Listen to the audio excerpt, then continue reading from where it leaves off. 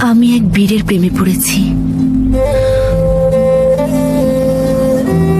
যতবার আমি তার জ্বলন্ত চোখের দিকে তাকাই, প্রতিবার ভুলে যাই যে আমি এই পৃথিবীতে একা।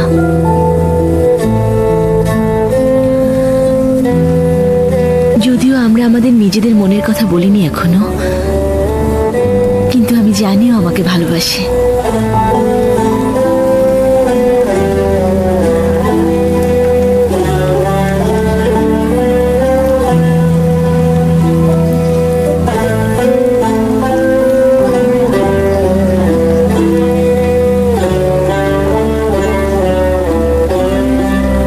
আমি অপেক্ষা করছি সেদিন কবে আসবে যেদিন আমরা একে অপরকে মনের কথা বলবো।